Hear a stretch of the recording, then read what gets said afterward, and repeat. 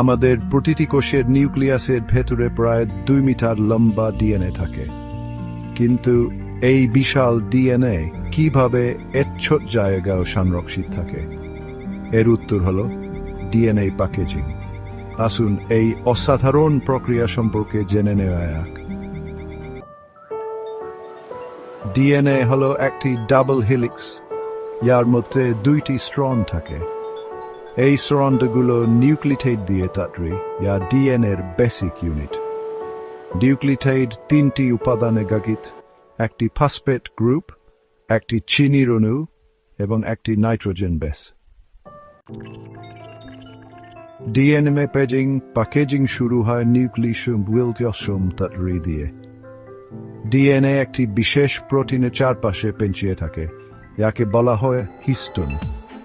এক set histone প্রোটিনের সাথে পেঁচানো ডিএনএকে বলে নিউক্লিওসোম। এটি দেখতে অনেকটা মুক্তোর মালার মতো। এরপর নিউক্লিওসোমগুলো আরো ঘন হয়ে ক্রোমাটিন তৈরি করে।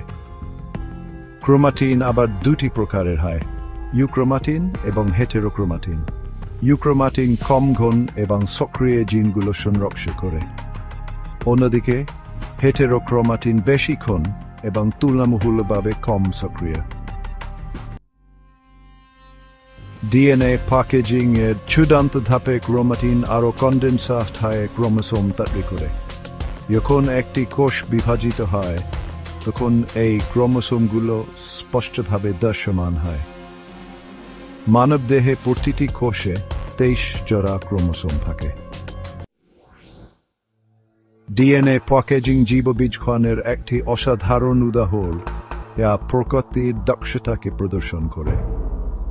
এটি কেবলমাত্র ডিএনএকে সংরক্ষণ করাই নয়, জিনগত তথ্যের সঠিক ব্যবহারে গুরুত্বপূর্ণ ভূমিকা রাখে।